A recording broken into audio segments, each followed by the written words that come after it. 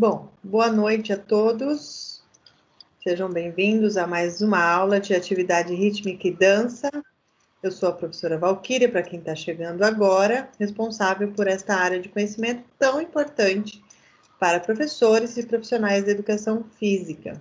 Pessoal, nós vamos ver hoje a unidade 2 do nosso livro didático e também conversarmos sobre a realização da prova oficial 1. Eu vou projetar os slides aqui para vocês.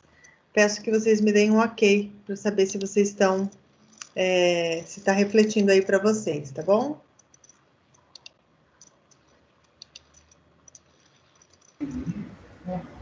Para mim tá, professora. Ok, obrigada.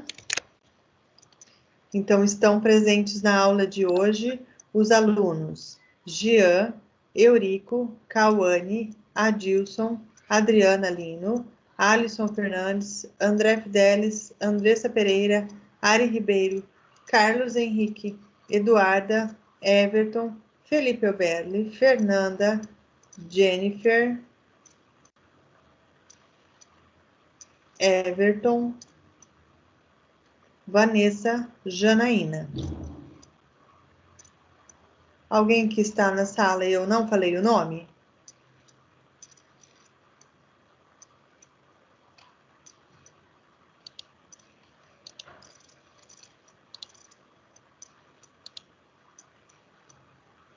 Ariane. Pronto, Ari, falei seu nome. Acho que você chegou um pouquinho depois ou mudou a ordem aqui da lista. Prontinho, mais alguém?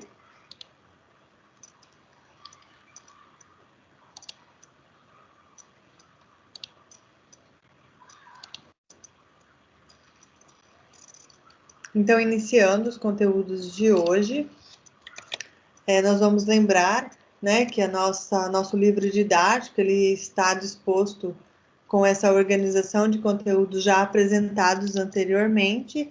Então, hoje nós vamos finalizar a unidade 2, relacionada à consciência corporal, visto que a unidade 1 foi contemplada em nossos encontros anteriores. Então, hoje nós iremos falar sobre os conceitos de consciência corporal, o corpo que dança e as noções básicas de postura, eixos, equilíbrio, peso e contrapeso corporal, que são temáticas importantes para o contexto da dança, para a aprendizagem, né, para essa metodologia do ensino da dança.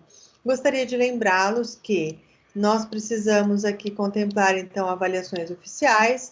As avaliações formativas já foram realizadas por vocês, atividades virtuais, que são o AVA, unidade 1 e unidade 2, espero que todos vocês já tenham terminado, tanto a unidade 1 como a unidade 2, se não terminaram ainda, tem ainda essa semana para vocês se apressarem em realizar as duas unidades. E as atividades transversais, é importante que vocês estejam acessando o desafio nota máxima para compor, então, pontuação nesta atividade transversal, certo? Essa é uma disciplina de nível 2, então é necessário que você atinja aí até 12.000 pontos para ter a aprovação nesta área de conhecimento. Professora? Pois não? Boa noite.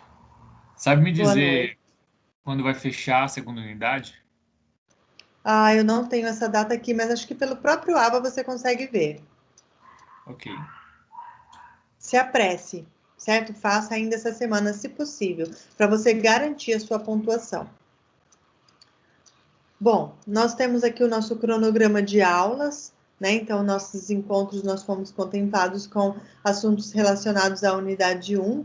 Hoje, dia 31/3, a gente termina a unidade 2. E no próximo encontro, então, eu estarei ao vivo, estarei online pelo Teams, mas apenas para esclarecer dúvidas em relação ao acesso à prova e não mais relacionados aos conteúdos. Tirar dúvidas em relação aos conteúdos é na data de hoje, após as temáticas contextualizadas na data de hoje. Então, última aula antecedendo aí a oficial 1. Vamos juntos, vem comigo. Veja que nós vamos estudar na unidade 2, já foi até apresentado anteriormente, mas apenas para uma fixação. Então, conceitos de consciência corporal, o corpo que dança, noções básicas de postura, eixo, equilíbrio, peso e contrapeso corporal.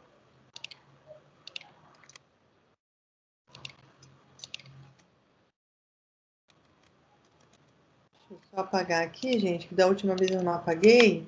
E aí nunca mais apagou, estraguei meus slides com essa rabisqueira que eu faço aqui na tela. Mas vamos lá. Bom, por que é importante, né, a gente estar explorando termos relacionados à consciência corporal? O que significa consciência corporal? Do que se trata? Qual é o seu conceito? O que é esquema corporal? Será que esquema corporal é a mesma coisa que consciência corporal? Então, vocês, futuros professores, profissionais de educação física, precisam ter esse entendimento, porque quanto mais conhecimento você estiver explorando na temática da rítmica e da dança, que é uma área que possivelmente você possa trabalhar, que você tenha afinidade, ou que de repente nem tenha tanta afinidade sim, mas é a oportunidade que apareceu no momento e de repente você vai encarar esse desafio, e eu torço para que esse desafio venha para todos. Esses conhecimentos baseados teóricos, quando bem fundamentados, eles vão facilitar a aplicação desses conhecimentos teóricos em situações, problemas, na parte prática, lá no seu campo de atuação profissional. Então, qual que é a importância, né, do esquema corporal? Por que você vai abordar atividades que vão contemplar o esquema corporal, que vão contemplar a consciência corporal? Qual é o objetivo dessas atividades e como você vai explorá-las? Então, quais os aspectos também depende o equilíbrio? A gente sabe que o equilíbrio é uma capacidade física fundamental para todas as atividades, para a nossa autonomia, para a nossa saúde e para a realização de diferentes práticas corporais, como as danças, as lutas, os jogos, os esportes, as ginásticas. A gente depende do equilíbrio para a nossa autonomia, para a realização de diferentes atividades. O que é lateralidade? Olha quantos conceitos nós vamos abordar hoje. Como que você vai trabalhar a lateralidade? Por que ela é importante nessa temática da rítmica e da dança? E aí, aqui também tem mais uma pergunta para reflexão. O ritmo pode influenciar no esquema corporal, no equilíbrio e na lateralidade? Lateralidade. Como, né, que isso vai influenciar? Como que isso vai se dar na prática? Quais serão as suas aplicações no campo profissional? Então, nós vamos avançar no sentido de abordar todas essas questões de alguma forma, para que no final dessa aula você seja, então, capaz de refletir sobre essas perguntas e, mais do que isso, saber encontrar uma resposta para cada uma delas. Bom, se tratando, pessoal, de esquema corporal, nós temos que abordar essa temática independente da faixa etária. A gente não pode vincular conteúdo somente à infância, somente à adolescência. O conhecimento corporal, o esquema corporal, ele tem que ser trabalhado, ele tem que estar presente em diferentes faixas etárias, porque ele vai impactar em diferentes ações, movimentos, sequências motoras relacionadas à dança. Então, aqui nós temos um primeiro conceito em relação ao esquema corporal, que é uma consciência, veja, uma consciência adquirida pelo homem do seu próprio corpo, como meio de comunicação consigo mesmo, com o meio exterior. Eu não sei se eu já falei essa frase aqui para vocês, mas eu sempre repito ela em minhas aulas, que quando a gente conhece melhor a si mesmo, né, a si próprio, a gente se relaciona melhor com a gente mesmo, a gente se relaciona melhor com o outro e a gente se relaciona melhor com o ambiente. Então, essa consciência adquirida do corpo como meio de expressão, ela vai conceituar o esquema corporal. Tá? Esse bom desenvolvimento do esquema corporal, ou seja, o bom desenvolvimento em relação ao conhecer-se a si próprio, o seu corpo, como ele funciona, como ele está esquematizado, organizado, ele pressupõe uma boa evolução da motricidade, das percepções espaciais, temporais e afetividade. E todos esses adjetivos, todos esses fatores, eles são fundamentais para a aprendizagem de atividades rítmicas e atividades voltadas para a dança.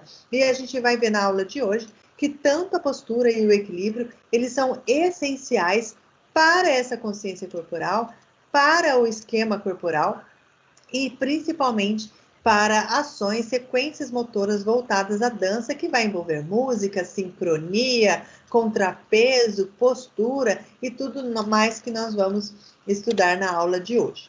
Bom, gravem aí. O esquema corporal, ele é composto por 3 etapas. Meu Deus, como eu gosto de rabiscar. Eu estou viciada nessa canetinha. Deixa eu parar com isso.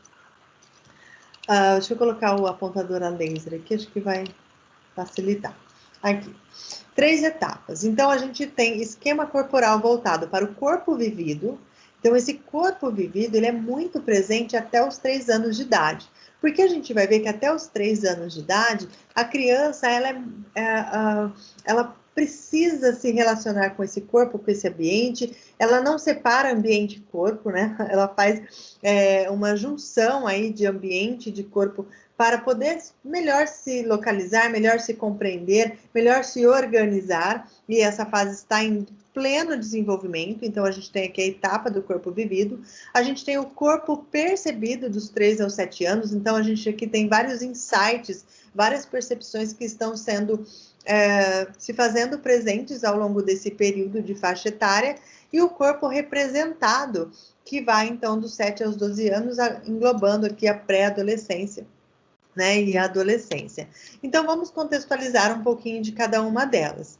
Veja, pessoal, o corpo vivido até os 3 anos, né, onde tem essa temática, esse desenvolvimento, esse esquema corporal, a criança, veja, ela se sente parte do ambiente, certo? Ela ainda não consegue identificar o seu corpo no espaço, porque ela se sente parte daquele ambiente onde ela está. Seja um parque, seja uma sala, seja seu quarto, seja ali onde ela está brincando, então ela é parte daquele todo. E ela está voltada às atividades espontâneas, né? Então, qualquer brinquedo, qualquer objeto vira brincadeira, vira criação. Aqui nós temos a presença muito constante do imaginário, né, da fantasia, e essa criança, nesta faixa etária, até os 3 anos de idade, ela vai, por meio do corpo vivido, atender a comandos verbais simples. Então, por exemplo, andar, pegar, correr, esconder e assim por diante. E essas crianças, elas necessitam vivenciar diferentes posturas. Lembra que nós conversamos sobre as habilidades básicas? Essa idade ela é ótima para trabalhar as habilidades básicas, diferentes posturas, diferentes formas de locomoção, diferentes formas de estabilização, diferentes formas de manipulação. Então, aqui nós temos um campo muito grande e aberto para a educação física, onde o professor, muito sábio, muito conhecedor de suas temáticas, vai precisar, então, esgotar praticamente as diferentes posturas que podem ser exploradas pelo corpo até os 3 anos, para que esse corpo vivido, então, evolua para o próximo período de forma saudável, de forma satisfatória, que vai, então, beneficiá-la para a prática de qualquer atividade física ou exercício físico. Então, neste período, o corpo vivido até os 3 anos, ele se percebe o corpo por meio do toque, por meio de imagens e figuras. Nessa faixa é muito legal a gente fazer aquela atividade da criança deitar ao solo e você passar o giz em volta. Sabe quando você passa o giz em volta? E ali com ela você identifica a cabeça, os membros superiores, o tronco, os membros inferiores, as mãos, cada dedinho, o olho, o nariz. Então, cada parte do corpo. Ajudando, eu não aguento, vou pegar minha caneta, ajudando ela a construir esse esquema corporal, ajudando ela a se reconhecer enquanto corpo, porque para a educação física nós somos corpo. E esse esquema corporal, ele precisa então ser estimulado desde este período, certo? Então, o toque, a imagem, as figuras, né? Então, lógico que agora no contexto da pandemia a gente não está conseguindo se relacionar presencialmente com quase ninguém, a não ser com os mais próximos, mas em uma aula de educação física normal, seja dentro do bacharelado, seja dentro da licenciatura, ou seja, dentro da escola ou em clube ou em qualquer local onde seja possível essa prática, o toque, ele faz diferença. Tá? Porque o toque, ele vai fomentar a percepção corporal, né? Então, os dedos, as mãos, as pernas, os pés. Então, conhecer cada segmento corporal, né? O braço, o antebraço, a mão, os dedinhos.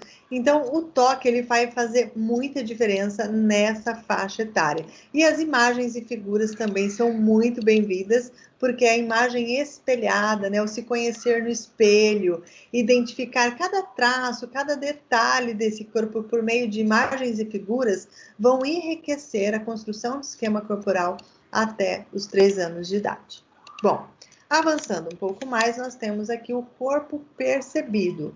Aqui a criança já consegue ter uma organização do esquema corporal de uma forma mais sistêmica, de uma forma mais organizada.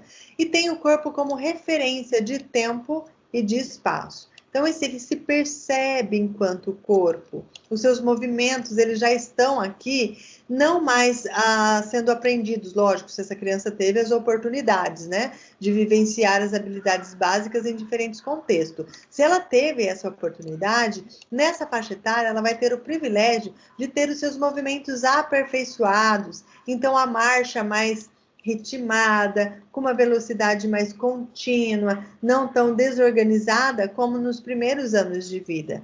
E aqui a gente tem o encantamento sobre a descoberta da dominância lateral. E a gente precisa lembrar que a dominância lateral, a gente pode dividir um corpo aqui em sua simetria, pessoal. Tudo que tem 2 lados tem dominância lateral. Não é só nos braços que você tem dominância lateral. Então, eu escrevo com a mão direita, eu escrevo com a mão esquerda, tá? Então, você escreve com a mão esquerda como eu sou canhota. Então, a minha dominância lateral nos meus braços, da minha mão, ela é esquerda, ela é canhota. Mas e os demais? Né? Com qual olho, por exemplo, se vocês fizerem, deixa eu sair aqui um pouco da tela para mostrar para vocês.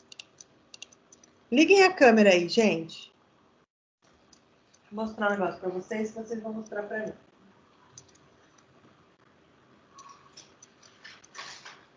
Liga a câmera aí, pega um papel qualquer, rascunho que vocês tiverem aí na mesa de vocês e façam isso aqui, ó.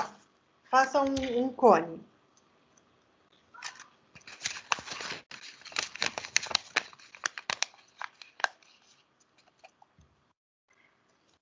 Um coninho, ó, um tubinho.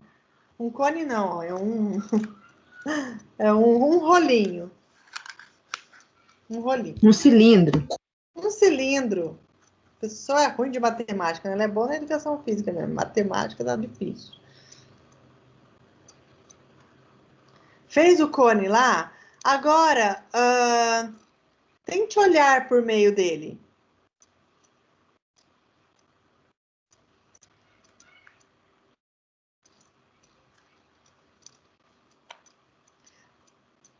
Qual olho você escolheu, o direito ou o esquerdo? Independente de qual seja ele, troque agora. Troque para o outro olho.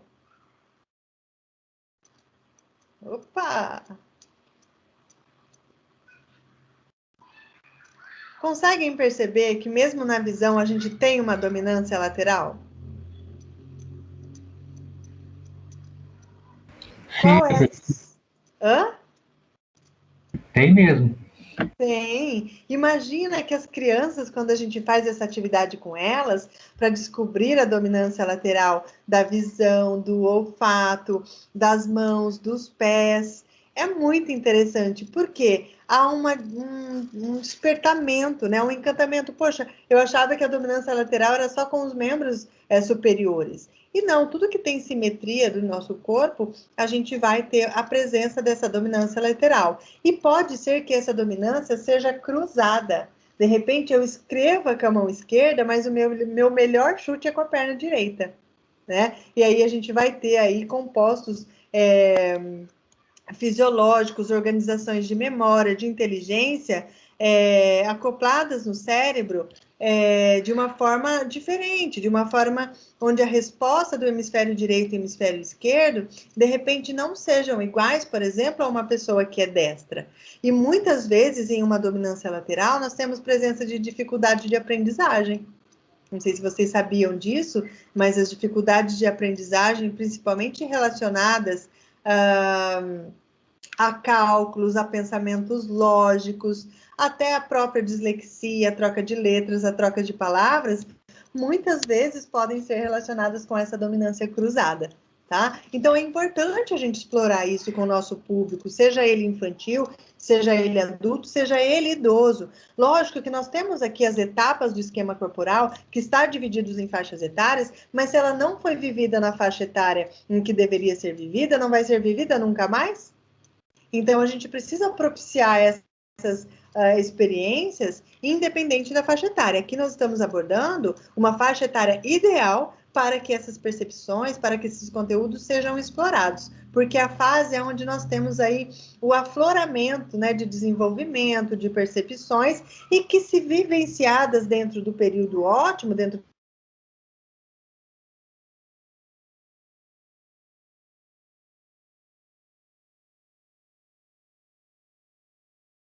do período por você, profissional de educação física. Voltando lá, então, nos nossos slides. Então, a descoberta, acho que ficou claro em relação à dominância lateral, tem muitas atividades que a gente pode fazer aqui com dominância lateral, né? Lembrando que a gente sempre tem que estar contemplando sempre os dois lados, então vai arremessar com a direita, vai arremessar com a esquerda, vai fazer passos para a direita, vai fazer passos para a esquerda. Então, isso precisa ser com muita responsabilidade ser contemplado, então, no esquema corporal em sua etapa de corpo percebido. Explorar movimentos de diferentes eixos e planos. Nós vamos contemplar o conteúdo de eixos e planos um pouquinho mais para frente. Nós vamos falar do plano sagital, do plano frontal, do plano transversal. Vamos falar dos eixos perpendiculares a esses planos e as possibilidades de movimentos que são realizadas dentro dessa organização, que vai enriquecer a sequência motora dos seus alunos ao, por exemplo, montar uma coreografia, trabalhar com rítmica e dança e qualquer outra manifestação de movimento. Tá? O conhecimento de eixos e planos certamente é importante para a formação de professores e profissionais de educação física.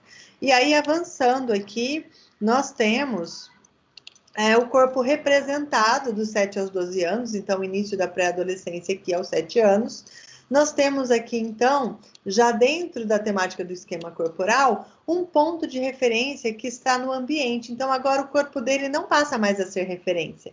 Né? Antes, o ponto de referência era o corpo vivido, o corpo percebido. Agora, o ponto de referência ele está no ambiente. Então, ele consegue se organizar no tempo e no espaço, porque agora o seu corpo é algo a mais que está ali presente, não mais a própria referência, a parte do todo. Certo? Aqui a gente já possui noções das partes do corpo. Por quê? Por que no corpo representado a gente tem noções das partes do corpo presentes nessa faixa etária? Porque anteriormente foi trabalhado, foi contemplado aqui a organização do esquema corporal.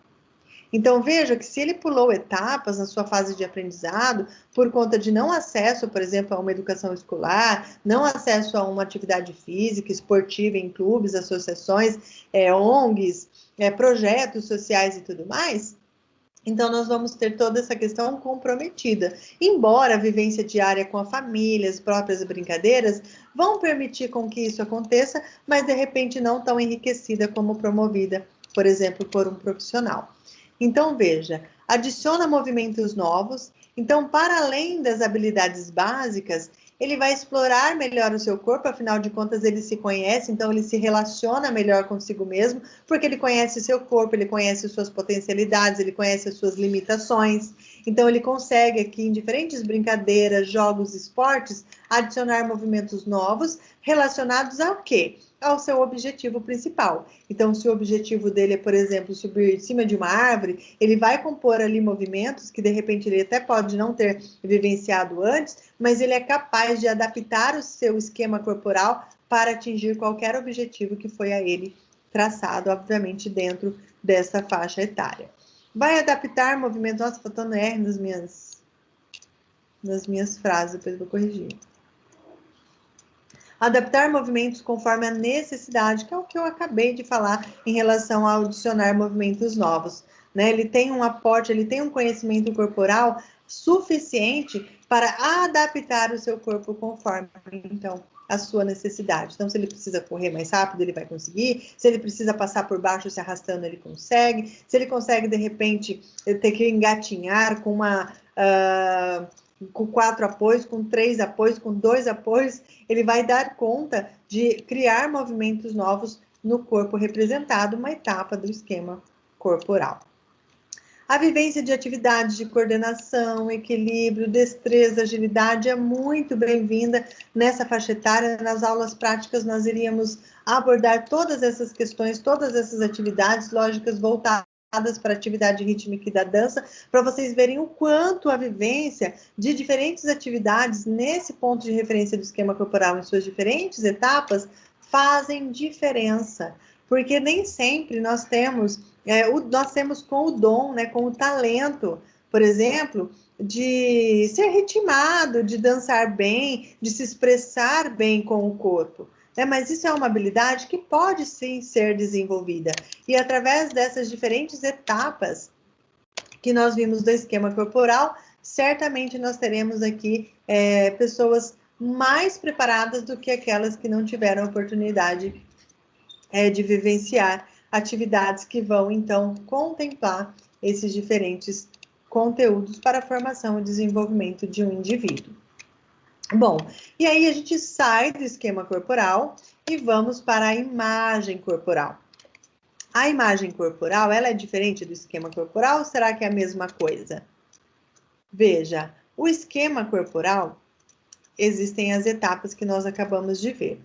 A imagem corporal, nós temos aqui a representação mental do corpo. E essa representação mental do corpo, ela abrange aspectos relacionados a aspectos afetivos, sociais e fisiológicos. Então, aqui não é o que eu sou, é o que eu penso que eu sou. É uma representação mental. É a forma como cada um representa o próprio corpo para si mesmo. E aqui, vejam, a gente também consegue relacionar diferentes experiências vividas, seja dessa criança, desse adulto, desse idoso, por meio de sua representação mental no corpo. Então, se uma criança, por exemplo, está num ambiente escolar, está num ambiente esportivo, e está sofrendo bullying, está sendo diminuído, está sendo excluído, e toda vez que ele tenta, ele é motivo de chacota, ele não consegue expor suas opiniões, ele sempre é ignorado. Então, esse corpo, vocês concordam comigo que esse corpo vai se retraindo?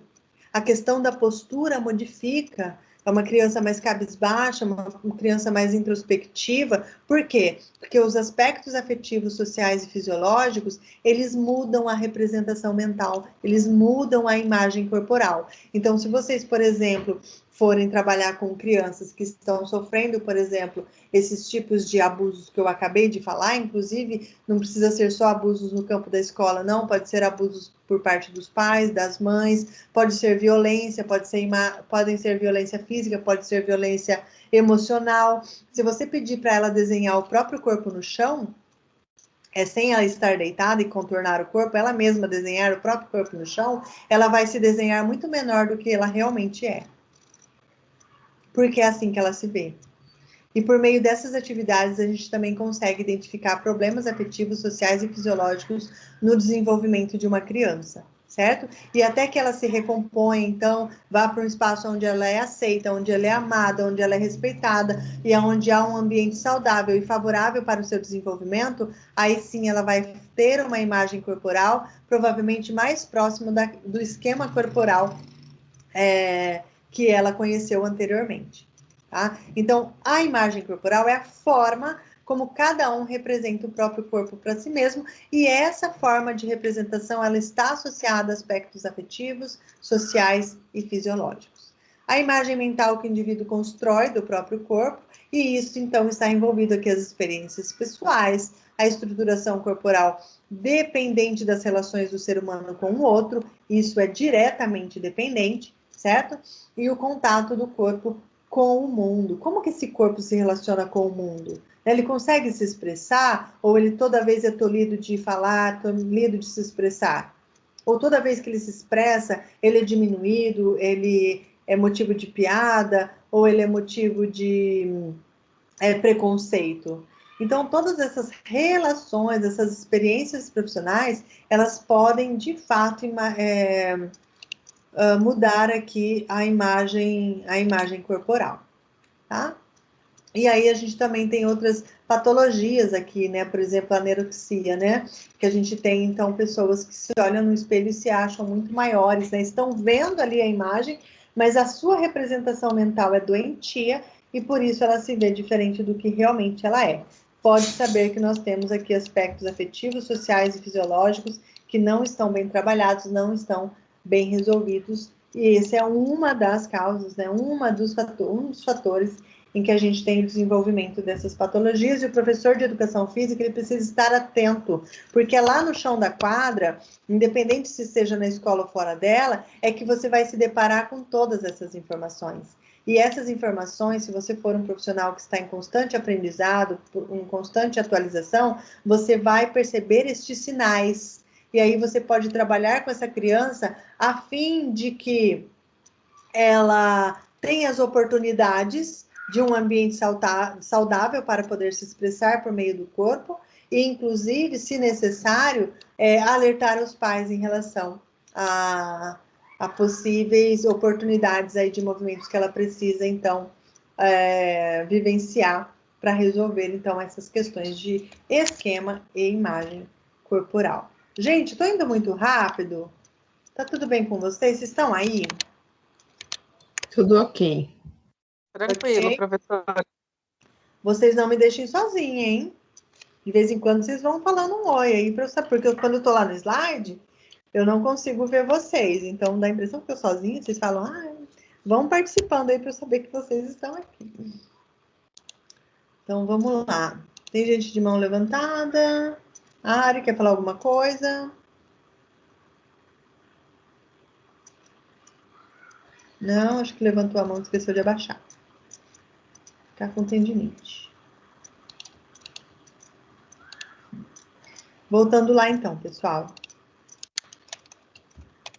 Qual a diferença entre esquema corporal e imagem corporal? Quem vai ser o corajoso, o estudioso, o futuro profissional, o professor de educação física, que vai então me dar essa diferença? Pergunta de prova. Qual a diferença de imagem e esquema corporal? Bill, fala comigo. Oi, Apresenta para nós qual é a diferença do esquema e da imagem corporal. nossa, professora, essa eu vou ficar te devendo, hein? No momento eu não sei te responder, não. Assunto muito novo, né, para poder se arriscar. Exatamente. Alguém gostaria de arriscar, gente? Janaína. Imagem, eu creio que seja algo que fique visível aos olhos, né? Algo que a gente já se depara logo olhando. Esquema corporal, acho que é algo já mais complicado de você ver, assim, já de cara, ou não sei. Eu inverteria. A imagem Hum, corporal é representação mental. É a ah, imagem que você faz de você mesmo. Não necessariamente é a verdade, entendi. tá? O esquema corporal, professor, eu entendo como as fases e a construção desse esquema todo corporal para chegar até essa imagem corporal que a gente tem. Vamos supor, são todas as etapas que a gente passa para formar essa concepção de corpo. Sim. Quando falar em esquema, gente, lembra de esquema mesmo. Poxa, como que meu corpo é organizado? Onde fica a cabeça? Onde ficam os braços? E o tronco? Né? E a proporção? Né? Os meus braços é maior que o meu tronco, maior que a minha cabeça, e as pernas. Então, é a construção desse esquema mesmo, tá? Já lembrem disso, é esquema corporal, tá? Então, é onde que eu me localizo, onde as partes do meu corpo estão organizadas, como elas funcionam, para que elas servem, qual localização de onde elas estão. E a imagem corporal é essa representação mental. Vamos ver aqui no slide essa separação para ficar mais clara para vocês. Espera aí.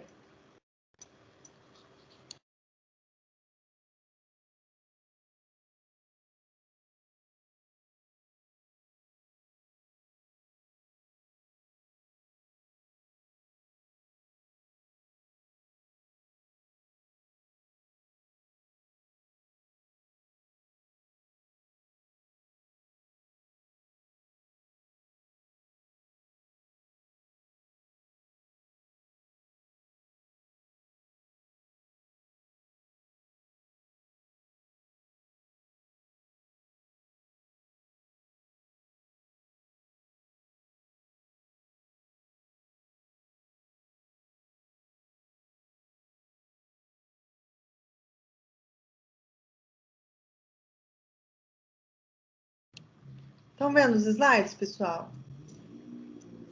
Não. Não? Não.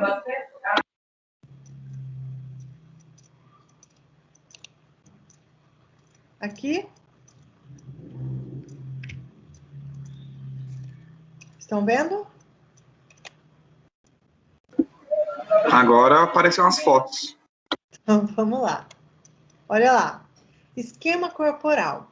O esquema corporal está intimamente ligado à imagem corporal, tá? São coisas muito próximas. Mas o esquema corporal é essa construção funcional do próprio corpo. Então, veja aqui essa atividade, ó, muito interessante. A criança se olhando no espelho e se desenhando. Então, aqui ela está entendendo aonde fica a cabeça, aonde está o tronco, aonde estão as pernas, os seus pés. Veja, ela consegue identificar os dois lados, a posição dos seus braços. Então, esse esquema corporal, ele está construindo, certo? Ela está construindo, ela está se entendendo enquanto corpo nesta atividade. Uma atividade muito importante, tá? Que contempla as etapas do esquema corporal, tá? Uma atividade muito ótima para ser realizada com as crianças, principalmente na faixa etária de 3 a 5 anos, ou até antes, dependendo do desenvolvimento da criança, tá? E a imagem corporal, a representação mental, tá? Representação mental do corpo relacional que se deve à sua estruturação, à vivência afetiva. Então, de repente, ela se veja muito gorda, ela se veja muito magra, ela se veja muito baixa, mas é só uma representação mental. De repente, não seja exatamente aquilo que ela é, que de fato ela precisa se deparar, né? Precisa haver aqui um confronto de realidade, né? Verificar como ela se sente e como ela é. E esse confronto vai então trazer significado, vai trazer sentido, vai trazer aí um despertar para realmente como ela se vê e como de fato ela é. Tudo bem?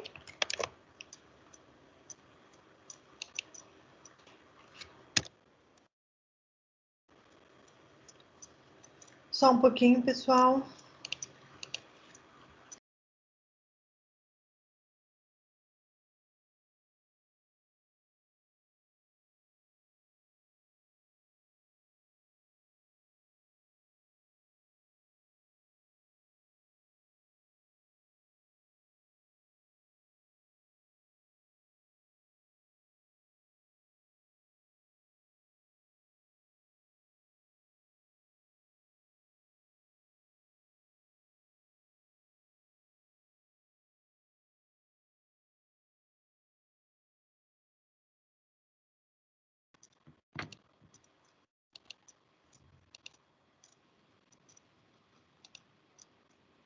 Continuando, então, vamos agora abordar o conceito de equilíbrio, que é um conceito muito importante voltado para as atividades rítmicas e dança, e que por meio, então, da imagem corporal e do esquema corporal, a gente consegue, então, avançar para essa temática. Porque a partir desse conhecimento, né, dessas duas temáticas relacionadas ao esquema e à imagem corporal, é que a gente consegue, então, avançar no trabalho das diferentes capacidades físicas que vão ser muito bem-vindas em relação às atividades rítmicas e dança.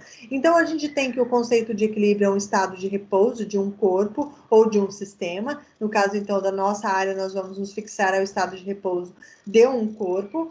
É o estado que o corpo tende a manter pela ausência de forças externas sobre si, então a gente tem um equilíbrio, né? Uma força anulando a outra, e por isso é possível se manter em equilíbrio. E aqui a gente tem forças externas que atuam sobre o corpo, que são nulas. Tá? Uma força anula a outra. Contra e a gravidade, elas se anulam, deixando então o corpo em equilíbrio. Até porque se uma força for maior que a outra, não haverá esse equilíbrio, né? Haverá um desequilíbrio. E o corpo, ele tem que estar preparado anatomicamente, fisiologicamente, para sempre estar buscando o equilíbrio. Né? Você tem respostas ligadas lá ao sistema nervoso central, ao sistema nervoso periférico, que vai te dar a capacidade de responder a diferentes estímulos, inclusive a de se manter em equilíbrio. A própria homeostase fisiológica dos nossos sistemas, dos nossos órgãos, eles estão em constante busca, né, pelo equilíbrio. Então, a gente tem aqui diferentes tipos de equilíbrio, equilíbrio estático e equilíbrio dinâmico, e a gente vai contemplar um pouco mais sobre isso. A gente tem aqui o equilíbrio ainda, a capacidade física, né? Equilíbrio é fundamental para o ser humano manter a sua autonomia. Eu acho que eu tinha colocado o conceito de estático e dinâmico, mas não apareceu aqui, acho que eu não salvei. O estático é aquele equilíbrio que não tem movimento, né? Você se manter em uma posição com uma redução de apoio reduzida, então com os pés bem juntos, ou apenas com um pé, ou com diferentes outras partes do corpo. Você pode se equilibrar, por exemplo, sobre o seu tronco, sobre os seus ombros, sobre um braço, sobre outro braço, sobre uma perna, sobre outro pé, sobre um joelho, sobre outro, mas desde que você não tenha a presença de movimento. Então, é o equilíbrio estático. E o dinâmico nós temos, então, já a presença de movimento, por isso o nome dinâmico. Então, se você está, por exemplo, caminhando em diferentes solos, com redução de apoio, você está ali trabalhando o equilíbrio dinâmico, certo? Isso com qualquer parte do seu corpo, não necessariamente em pé, pode ser, então, em diferentes níveis corporais também. E aqui a gente entra, então, que o conceito de equilíbrio é fundamental, essa capacidade é fundamental para o ser humano dançar também, mas principalmente para que ele mantenha a sua autonomia, né? Quantos idosos a gente vê andando, caminhando com auxílio de bengala, com auxílio daqueles andadores, ou apenas se apoiando em diferentes objetos, nas paredes. Por quê? Porque o equilíbrio ele é fundamental para a sua locomoção, ele é fundamental para a manutenção da sua autonomia. Então, se isso não for fomentado, não for regado, não for construído ao longo de uma vida, nós teremos, então, problemas relacionados à saúde. E na temática da dança, a gente precisa ter muito equilíbrio, né? Porque se você faz movimentos em diferentes eixos e planos e você não equilibra, o seu parceiro fica em pé e você vai para o chão. Vai passar vergonha. Então, essa capacidade precisa ser muito trabalhada, muito contemplada nas atividades de dança. E a gente tem aqui, em relação ao equilíbrio, o centro de massa e a base de apoio. O centro de massa a gente vai ver que é o centro de gravidade. Então, a gente tem o centro da gravidade, que é bem próximo ali ao processo umbilical. As grávidas possuem esse centro de massa alterado, os mais obesos também, e aí a gente precisa, então, ter aqui acomodações e disfunções, inclusive na coluna vertebral, nos ossos do quadril, para, então, estar colocando esse corpo em equilíbrio, mesmo que haja mudança no centro de massa, no centro de equilíbrio. E a gente tem aqui também as bases de apoio, que é um conceito, uma temática muito importante na dança, porque se você tiver com a base de apoio errado, o passo de dança não vai sair, o seu parceiro vai para um lado, você vai para o outro, se tiver sozinho, a coisa não vai ficar muito bem organizada, e visivelmente isso vai estar estampado, né, em seu modo de expressar. O equilíbrio, pessoal, ele está relacionado ao ouvido interno, tá? Nos seres humanos e demais vertebrados, o sistema responsável pela manutenção do equilíbrio é o aparelho vestibular. Vocês sabiam disso? Se não sabiam, estão sabendo agora. Aparelho vestibular é um conjunto de órgãos do ouvido interno, formado por 3 canais semicirculares que se juntam numa região central chamada vestíbulo, ao qual se encontra ligado a cóclea. Nós vamos ver já essas estruturas anatômicas, sede do sentido da audição. A essas estruturas dá-se o nome, aqui, de labirinto, devido ao formato de sua forma tubular. Vamos ver aqui algumas estruturas anatômicas, então, do ouvido interno. Então, veja, nós temos aqui o canal vestibular, o canal coclear, o canal timpânico, a própria cóclea, né, formando aqui todo o labirinto, o sáculo, nervo vestíbulo coclear, então é por aqui que ele se comunica com o sistema nervoso periférico, o trículo cristalino, então são componentes anatômicos do ouvido interno que está, pessoal, diretamente relacionado com a manutenção do equilíbrio, tá? Então isso é importante vocês também saberem e dar uma atenção muito especial para essas questões de equilíbrio, né? Dificuldades com atividade de equilíbrio, dores de cabeça, mal-estar em relação às atividades de equilíbrio, podem ser identificados alguns problemas fisiológicos em seu aparelho vestibular e os profissionais de professores de educação física precisam estar atentos a isso. Descobrir um botão, para tudo, descobrir um botão que apaga tudo, minha rabisqueira, gente. Olha isso, ó. Aperta um botão, não precisa ficar apagando, igual eu estava fazendo. Adorei. Agora que eu vou rabiscar mesmo. Então, olha lá, no sistema vestibular, encontra-se um sistema de tubos membranosos preenchidos por um líquido, cujo movimento, ocasionado por movimentos na cabeça, estimula um conjunto de células que enviam impulsos nervosos ao cérebro ou aos centros que controlam o movimento dos olhos, dos músculos, que mantém, então, o corpo em equilíbrio. Quais será, né, pessoal, as células, né, que vão enviar impulsos nervosos ao cérebro, né? São os neurônios, tá? Os neurônios prolongados do sistema nervoso periférico, conectados a diferentes órgãos de resposta, então, que vão enviar esses impulsos nervosos por meio do sistema nervoso para controlar os movimentos, então, de olhos, de músculos e demais órgãos de resposta, e que vão contribuir para a manutenção do corpo em equilíbrio.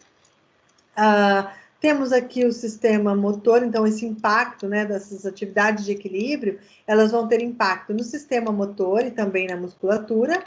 As sensibilidades proprioceptivas oriundas do sistema nervoso central, o próprio aparelho vestibular contextualizado há pouco e todo o sistema visual. Veja quantas coisas, quantos fatores, quantos aspectos estão relacionados ao equilíbrio, que de repente você não sabia que você aprendeu hoje, ou que de repente você sabia, mas que foi então explorado mais uma vez, de forma a reforçar aquele seu conhecimento prévio sobre a capacidade equilíbrio.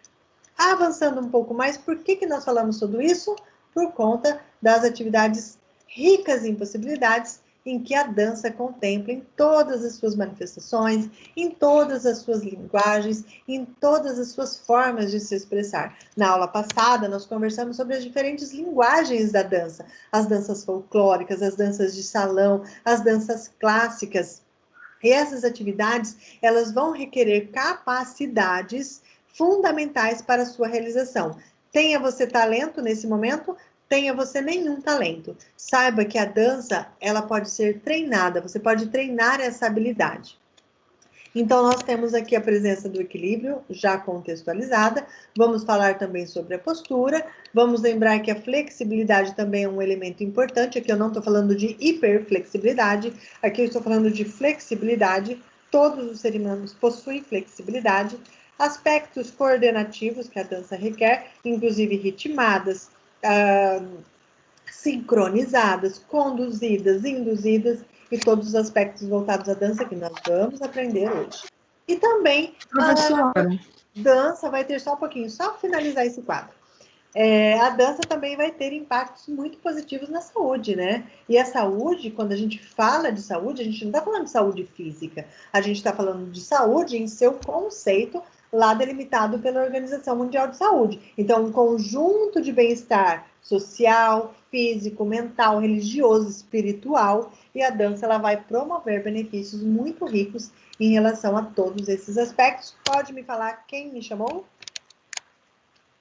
Eu, a Ari, uma dúvida, uma pessoa que tem labirintite tratada, sem estar em crise, então, a dança ou qualquer exercício físico que trabalhe bastante o equilíbrio, vamos supor, uma pessoa que pratica balé, que precisa de muito equilíbrio, se essa pessoa tem uma labirintite, vamos dizer, tratada, a dança vai melhorar nesse aspecto do equilíbrio dela também, tipo assim, podendo evitar uma possível crise ou não?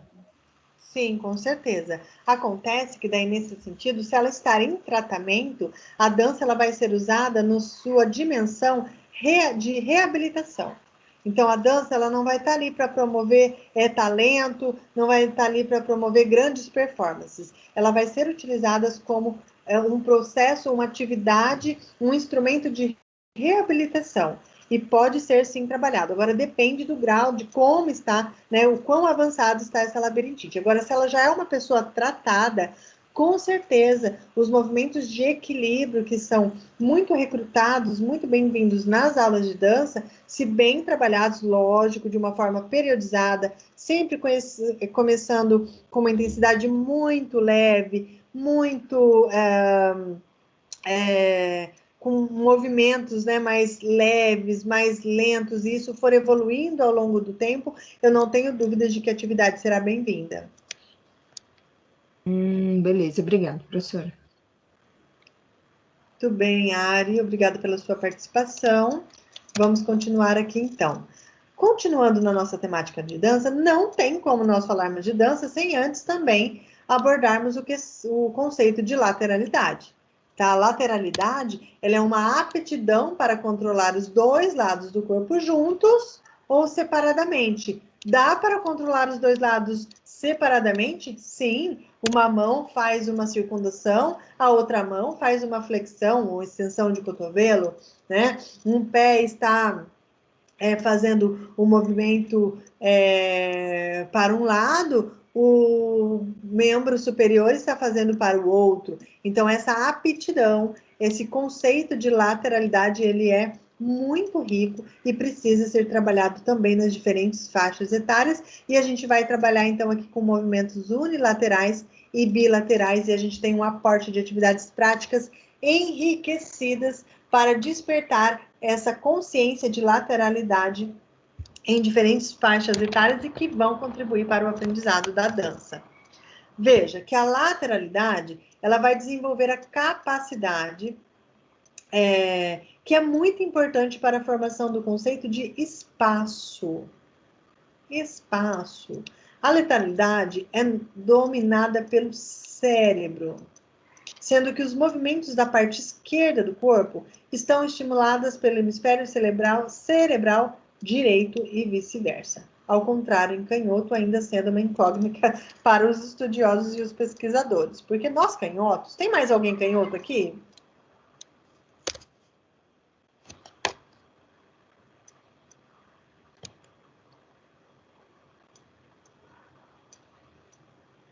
Não, pelo jeito não. Tudo bem, estou sozinha no mundo, o mundo não foi feito para nós, canhotos. Tudo bem, seguimos. Olha lá, postura. A gente tem aqui em relação à dança, todas não. Vamos colocar aqui a maioria dos seus benefícios em relação, então, ao indivíduo. Nós temos aqui correção postural, nós temos a construção da identidade corporal, que vai se relacionar diretamente com o esquema e com a imagem corporal. A gente tem melhora nas questões voltadas para o equilíbrio, para a agilidade, porque a mudança, né, rápida de um sentido para o outro, de uma trajetória para outro, é contemplada na dança. A dança é uma atividade física muito completa. Temos aqui questões da flexibilidade, então a amplitude dos movimentos em diferentes eixos e planos, seja membros superiores, membros inferiores, vão certamente ser contempladas. Aspectos relacionados à força, principalmente quando essa dança, ela vai abordar aspectos acrobáticos, é uma dança em dupla, onde um precisa sustentar ali o peso do corpo do outro, então vai ser trabalhado também essa importante capacidade física, a resistência muscular, a coordenação motora, a orientação espaço-temporal, ritmo, que nós já conversamos sobre seu conceito, suas características, as suas classificações, e, claro, a lateralidade que nós acabamos de abordar no slide anterior. Avançando um pouco mais, o corpo que dança e as noções básicas de postura. Veja que aqui nós vamos ter algumas noções básicas que vão estar voltadas para transferência de peso, postura, orientação espacial, orientação temporal. Vamos a elas. Transferência de peso. Na dança, em especial, a transferência de peso é algo fundamental. A correta transferência de peso é o elemento chave para conseguir equilíbrio, agilidade, elegância e graciosidade nos movimentos. Deixa eu passar um vídeo para vocês. Só sair daqui para poder colocar o som para vocês verem um pouquinho, uma base bem simples, assim, bem didática em relação à transferência de peso. Vou passar para vocês.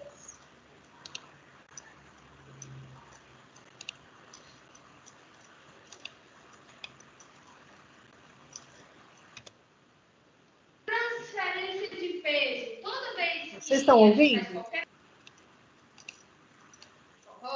Sim. Pisadas, é como caminhada, né? Direita, esquerda, direita, esquerda, direita, esquerda, direita, esquerda, direita, esquerda. Só que a gente faz, né? A cada 3 tempos. E a transferência de peso é o apoio que eu coloco em uma perna. Quer dizer, o peso do meu corpo está na perna, no meu caso, à esquerda. E do outro lado, não sei como vocês estão vendo, né? Está na esquerda. Aí eu transferi para outra.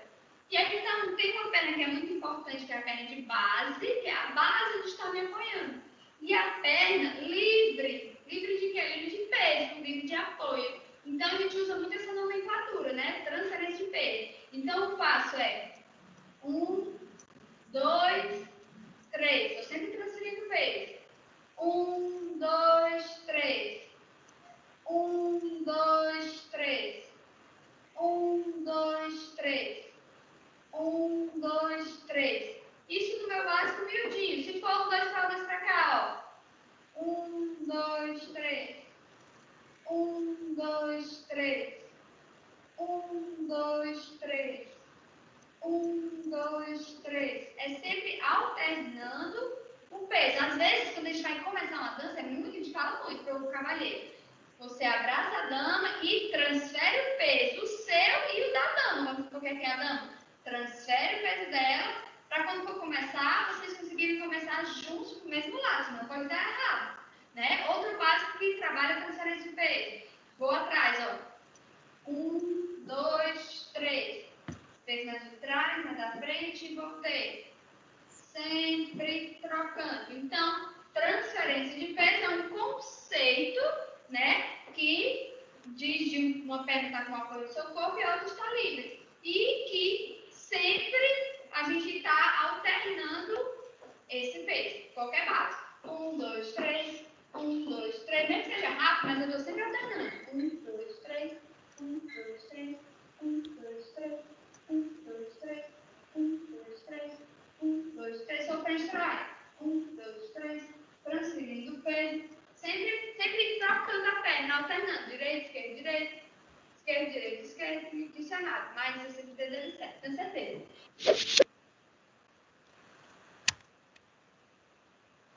Gente, quem fez aula de dança já de salão? Quem que nunca pegou um parceiro que ele foi para um lado e você foi para o outro? É muito comum acontecer. Eu que o diga. Ah lá.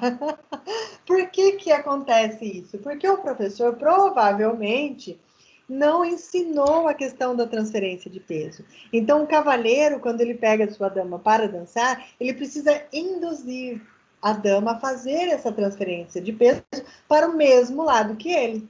Porque assim, estando a base, por exemplo, do lado direito, sabe-se que a saída é para o lado esquerdo. Não tem como você sair pelo lado da base, pelo lado onde o peso está transferido. Então, é um princípio básico da dança. Tá? É um conceito básico que precisa estar muito claro e que precisa ser trabalhado em diferentes atividades práticas. Se vocês forem ver, a própria caminhada é uma constante transferência de peso. Né? Todos os movimentos, percebam para vocês, todos os movimentos que vocês estão fazendo, há transferência de peso. Então, se você está cozinhando, tenta perceber em qual perna está o seu peso. Como está distribuído o seu peso? Né? Se você está dentro de um ônibus, se você está em pé, aguardando em uma fila, veja as transferências de peso que você faz. Começa a se identificar essas transferências de peso. E essa consciência, ela é importante para a dança. Aliás, ela não é importante, ela é fundamental, é essencial. Voltando lá. Estão vendo os slides? Sim? Não, né? Deixa eu voltar.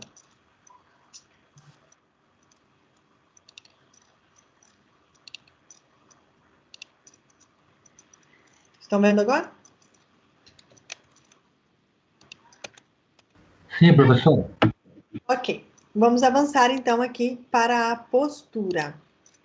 Então, a postura nós temos aqui, dançando em pares, além da questão estética, uma boa postura transmite segurança, imprescindível para que a dama relaxa e se deixe conduzir. Não? Então, se esse homem, por exemplo, isso a gente está falando numa dança de salão, né? Qualquer outro ritmo, se a gente não tem uma postura adequada, a gente não vai confiar no parceiro. Né? Então, essa questão, ela também é imprescindível para que haja confiança entre os parceiros de dança. E a gente tem aqui que o equilíbrio e a transferência adequada de peso são fatores que vão influenciar significativamente na postura. Então, veja que as coisas, elas não são isoladas. Por que a gente abordou conceitos de esquema e imagem corporal? Porque elas vão se relacionar com o equilíbrio. Por que a gente foi atrás do conceito da abordagem em relação ao equilíbrio? Porque ela está relacionada à transferência de peso. Por que a gente abordou em relação à transferência de peso? Porque ela vai impactar na postura. Então, um fator, ele vai influenciando no outro. É importante que vocês tenham essa visão de relacionar um contexto com o outro, um aspecto com o outro, porque as coisas, elas não são separadas, elas estão unidas. Às vezes a gente separa, lógico, cada item para estudo, para uma questão didática, mas um fator, uma capacidade está sendo... vai interferir, né, entre si e no desenvolvimento, então, desse tipo de atividade. Orientação espacial é importante, gente? O que é orientação especial, né? Espacial. A maneira como se localiza no espaço. Então, a capacidade do indivíduo de orientar-se em um ambiente físico e perceber a relação de proximidade com os objetos ao seu redor. É o domínio do espaço. Aqui, gente, é muito comum na ginástica rítmica, nas pequenininhas, em suas primeiras apresentações individuais, lá por volta dos 9 anos, judiação, elas chegam na competição, olham para a cara da técnica, olham aquele espaço 13x13 onde elas precisam competir e perguntam assim para a gente, eu começo ali, né? Virado para cá. Por quê? Ela treinou em um ambiente, vai competir em outro, vai se apresentar em outro, e ali ela perde a sua orientação espacial. Então, o técnico tem que ali dar referências do ambiente para que ela, então, se localize no espaço. Então, olha, você vai apresentar ali, no cantinho direito, de frente para os árbitros. Lembra como nós treinamos? Então, aqui vai ser dessa forma. Então, essa orientação espacial, ela é muito importante para o bom desenvolvimento do ritmo dos próprios passos de dança e para que, então, o indivíduo se senta ali seguro e ele tenha... ele se relacione com esse ambiente de forma a estar orientado espacialmente, de forma a dominar aquele espaço e não ao contrário, o espaço dominar, né, o dançarino, o bailarino ou a ginasta, enfim. Orientação temporal, tempo, capacidade de situar-se em função da sucessão de acontecimentos. Então, o antes, o durante e após, por exemplo, um comando. Tá? Pode ser após uma apresentação, pode ser após um passo de dança, após um elemento acrobático, após o manejo de um aparelho, manejo de um objeto. Então, essa orientação temporal ela também é fundamental. A capacidade de um indivíduo relacionar ações em um determinado intervalo de tempo, ou seja, a habilidade de conseguir situar-se estática ou dinamicamente em um período de tempo. Então, a gente vai ver depois que as frases musicais, elas têm 8 tempos. Então, durante esses 8 tempos, por exemplo, eu posso apresentar dentro de uma série de ginástica, dentro de qualquer modalidade de ginástica, um passo de dança. E eu vou ter 8 tempos para isso, por exemplo. Então, eu preciso me organizar em relação a esse tempo. Vai dar tempo de eu fazer todos os movimentos que eu programei, que eu me organizei, de manejar esse aparelho em diferentes planos, eixos, de fazer movimentos em diferentes níveis, alto, médio e baixo, durante essa orientação temporal, durante esse período de tempo? Então, o escutar a música, o estar sincronizado com o ritmo, a fluência dos movimentos, os elos entre um movimento e outro, toda essa fluência vai contribuir para o trabalho de orientação temporal. Tá? Ouvir a ritmo não é simplesmente fazer o movimento, mas é se orientar temporalmente no ambiente e no tempo. Daí a gente teria uma orientação espaço-temporal. Estou juntando essa com essa. Certo, senhores? Vamos trabalhar um pouquinho de eixos, equilíbrios, pesos e contrapeso corporal? Alguma dúvida até aqui, pessoal? Vocês estão quietinhos? Professora, eu lembrei de uma coisa, né, que você falou desse domínio corporal. Como é diferente quando a gente treina para o espelho, né, e chega no próximo dia de apresentação, a gente sai do espelho. Tem gente que se perde completamente, e daí quando chega no lugar da apresentação, exatamente desse jeito, tem que pegar esse ponto de referência, porque senão atrapalha tudo mesmo.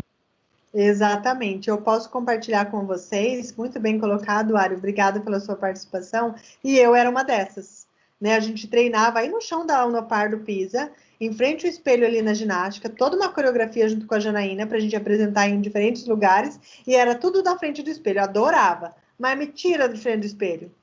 Mas demorou muito para eu ter essa percepção, para eu poder saber que eu estava fazendo os movimentos certos, sem precisar me olhar. O que é isso? É consciência corporal, é localização espaço-temporal, né? A questão também da postura que vai ajudar, as questões de equilíbrio, porque você se olhar é uma coisa, agora vai dançar sem se olhar depois de acostumar, né? De ter esse reflexo. É realmente muito difícil, mas isso também precisa ser treinado. Então, se a gente vai treinar, então, esses alunos na frente do espelho, faça treinos na frente do espelho, mas também treinos que não contemplem a própria imagem, para que essa dificuldade não seja agravada, que no meu caso foi. Ô, professora, o que para mim eu acho que é o que facilita, eu não enxergo muito bem, né? E quando eu não tô de lente, então eu tenho que ficar no meu mundo e me organizar no espaço e no tempo, entendeu? Então, para mim é fácil, porque quando eu saio do espelho, eu falo, não, é aqui mesmo, eu não tô enxergando ninguém direito, é aqui que eu tenho que ficar. Não sei se isso facilita, para mim facilitou. Não, facilita muito. E uma outra coisa também é você colocar quem tem mais dificuldade, no caso eu sempre ia para trás, porque daí eu tinha como espelho os meus colegas. Né? Sim, então, sim, sempre tem o que tem que dar a cola. Isso, eu tinha que sofrer um desmame. Então, o meu desmame foi ir ao fundo e enxergar os meus colegas para, aos poucos, poder avançar um pouco mais e poder fazer os movimentos sem ter a cópia, sem ter a cola. Porque daí a gente também tem uma questão de memorização e aprendizagem, né? Que também são fomentados pela dança. E aí, se você se acomoda a sempre estar copiando, você não ganha autonomia nos passos e na própria coreografia, né? Sim, sim, sim. Beleza. Vamos avançar, então, em relação a nessa nova temática, os planos e eixos. Planos e eixos é um conteúdo da anatomia aplicada à educação física, mas ela é muito importante na dança e, por isso, ela consta no seu livro didático. Então, veja, um corpo está em movimento quando ele ocupa posições sucessivas no espaço, em geral, impulsionado por uma força. Na dança, faz-se necessária uma educação corporal que permita transformar o movimento em arte. Então, não é simplesmente se movimentar. Você está se expressando por meio daqueles movimentos, né? Você está interpretando uma música, um sentimento. E, para tanto, é fundamental conhecer alguns parâmetros sobre os quais se estrutura a dança. E aí nós temos aqui planos corporais. Superfícies planas imaginárias, que tocam ou dividem o nosso corpo. E os planos podem ser, vamos a eles. Veja, gente, para promover sequências motoras enriquecidas para os nossos alunos, a gente precisa conhecer de plano e eixo. Então, Então, a gente vai seccionar o corpo, dividir, seccionar, separar, para quê? para entender como esse corpo funciona, para entender quais são as possibilidades de movimentos e quais são as sequências motoras que eu vou poder, então, criar a partir do conhecimento dos planos, certo? Então, quais são os planos imaginários do nosso corpo? Vamos começar aqui pelo plano sagital. Veja, pessoal, o plano sagital, ele divide o corpo ao meio aqui, mas sagitalmente, ou seja, em lado esquerdo e lado direito. Inclusive, é o único plano que nós temos aqui simetria. Porque quando eu divido o corpo assim, ó, vocês concordam que eu tenho um lado muito semelhante ao outro? Sim ou não? Sim. Sim. Então, esse é o meu plano sagital. Acontece, pessoal, que cada plano possui um eixo perpendicular. Quando eu falo de eixo perpendicular, eu estou falando de um eixo que vai perfurar este plano. Então, se vocês notarem aqui, esse plano está dividindo esse corpo em direita e esquerda. O plano que vai perfurar, ou seja, o plano que é o eixo que é perpendicular a esse plano, ele vai perfurar este plano. Ele é perpendicular. E este eixo correspondente ao plano sagital e por isso perpendicular a ele, chama-se látero medial. Ou látero lateral. Deixa eu vir aqui para a câmera, porque isso precisa ficar muito claro. Gente, eu não dividi o corpo assim? Estão me vendo? Deixa eu me colocar em destaque aqui. Estão me vendo aqui, ó? Separei meu corpo ao meio, certo? Direita e esquerda. Tudo bem? Então, estou fazendo aqui uma divisão sagital. O eixo perpendicular a este plano precisa perfurar este plano, certo? Mas isso tudo é imaginário. Só que, quando eu tenho um eixo, eu tenho movimentos que podem ser realizados em torno desse eixo. Concordam comigo?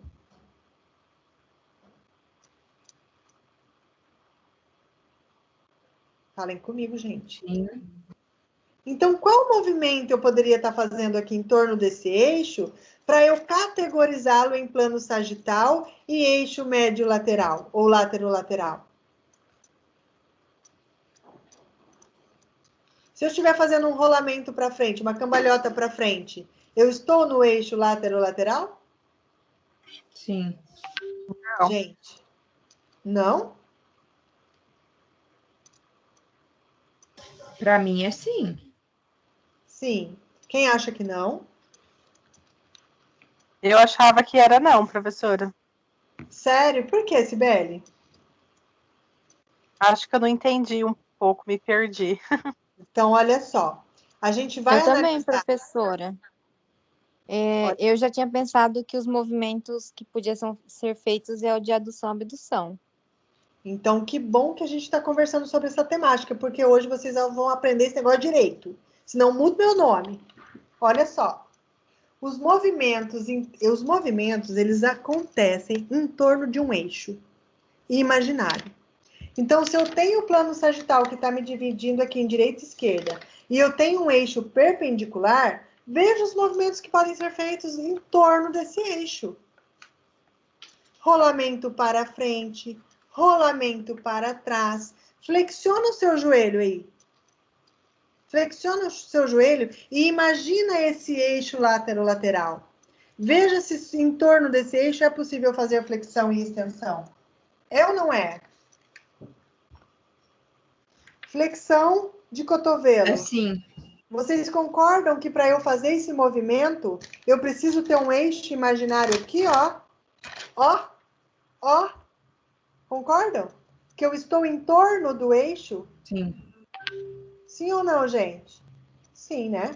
Sim. Lembrem que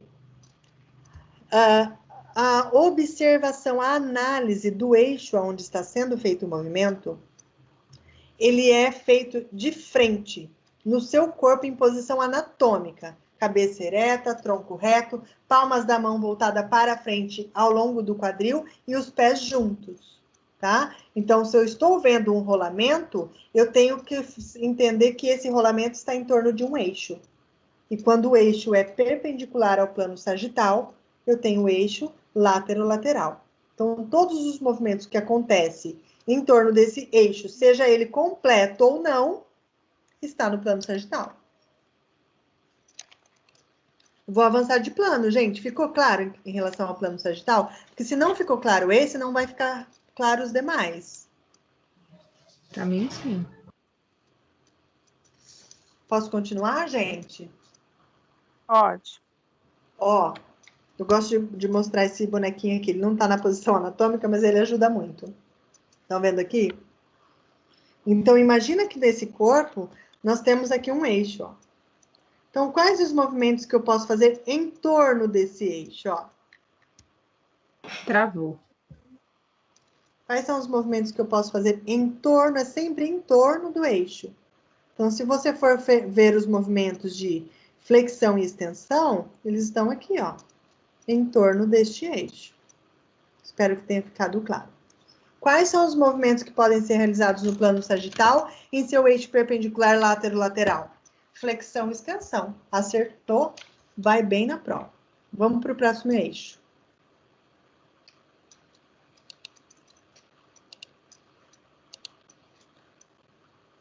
Vamos lá nos slides. Voltamos aqui, estão vendo os slides?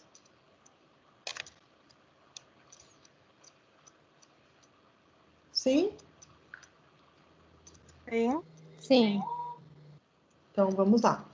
Nós temos aqui agora o plano coronal ou plano frontal, tá? Esse plano, ele vai dividir o corpo em parte da frente e parte de trás.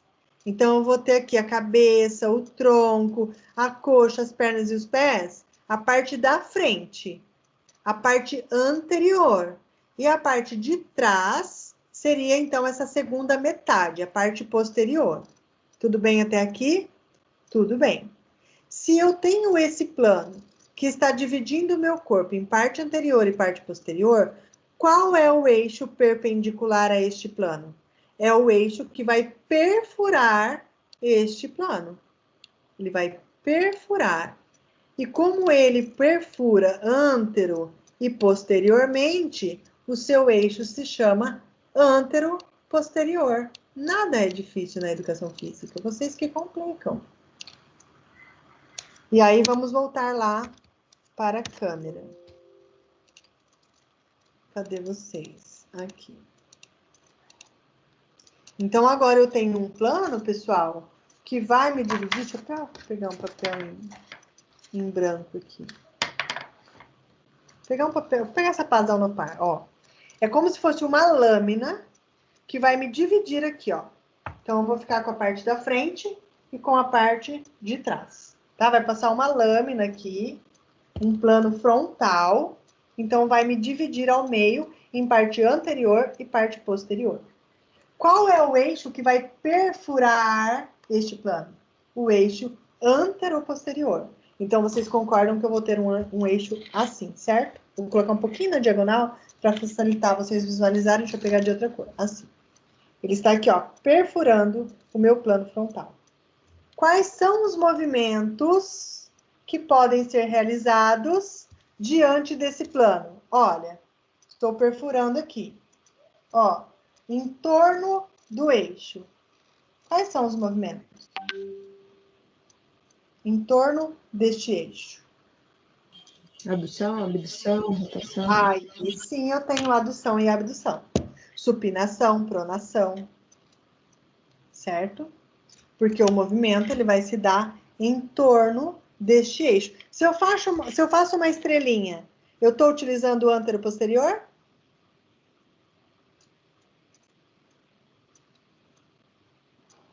Sim. Sim. Se eu estou fazendo uma adução e uma abdução, abrindo aqui, ó, a perna de um lado, de outro. Aqui. Ó, de um lado, de outro. Plano frontal em seu eixo antero-posterior. Se você enxerga o movimento em torno do eixo, você consegue identificá-lo. Tudo bem, gente? Posso avançar para o transversal? Pode. Vamos lá. Transversal, olha lá.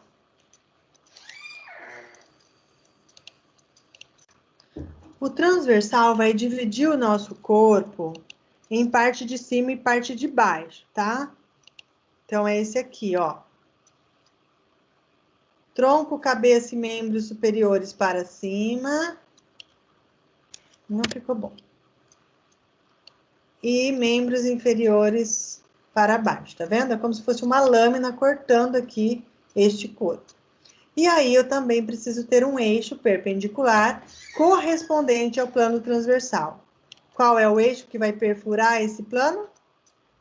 Alguém saberia me dizer?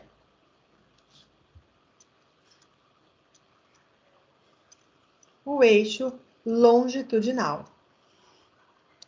Tudo bem? E aí, nós temos aqui, ó, eu gosto desse aqui, ó. Vou mostrar para vocês. Que eu ganhei de um aluno, eu sempre uso. Olha aqui. Ó o eixo longitudinal. Quais são os movimentos que podem ser realizados em um eixo longitudinal? Ó, eu vou girar em torno do eixo longitudinal. Quais são os movimentos? De rotação. De rotação. Fica mais simples assim, né, gente? Eu estou tentando ser o mais didática possível, para que vocês aprendam de fato Sim, ficou os fácil. movimentos de planos e eixos, porque eles são muito importantes. Na fisiologia, na anatomia, na dança, em tudo, na vida.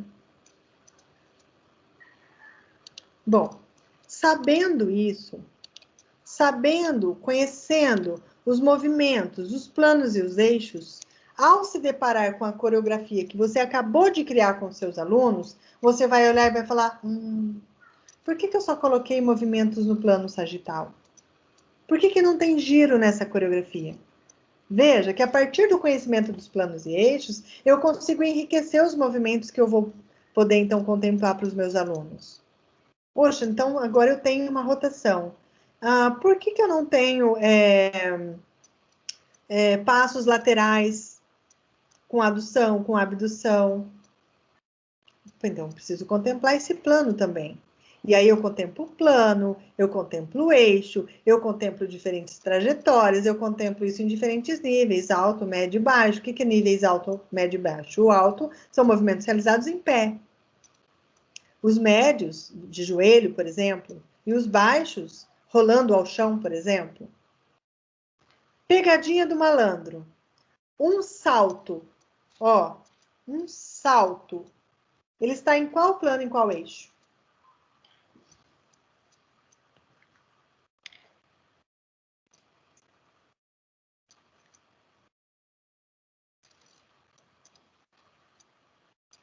O plano é sagital. Quem dá mais?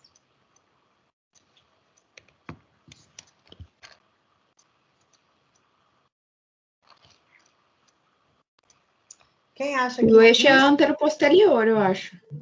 Não tenho certeza. Ai, meu Deus. Se é um plano, esse eixo tem que ser correspondente.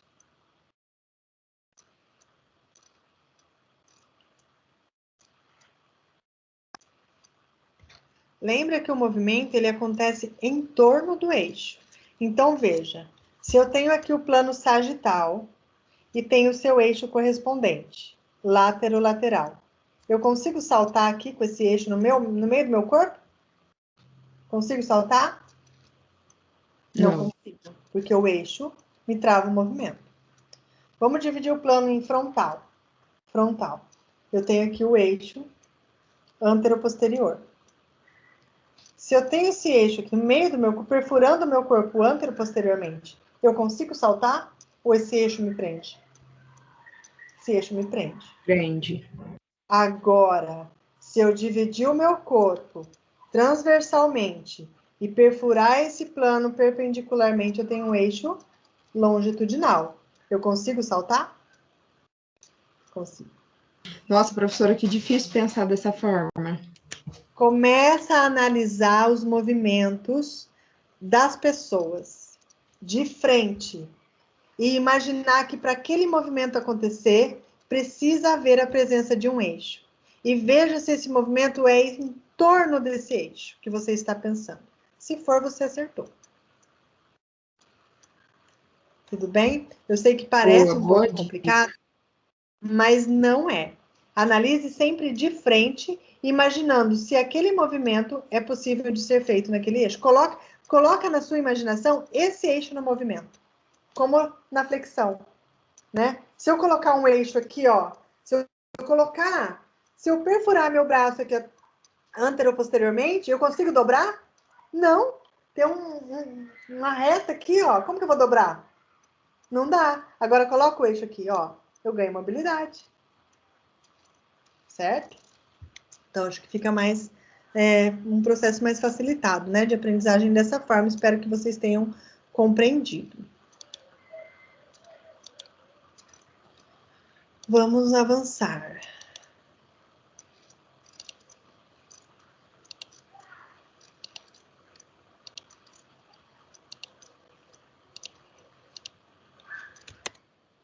Bom, então veja que é a partir desses planos e eixos, conteúdo de avaliação, que nós vamos então ter a oportunidade de enriquecer e dar um aporte infinito de possibilidades de movimentos na dança.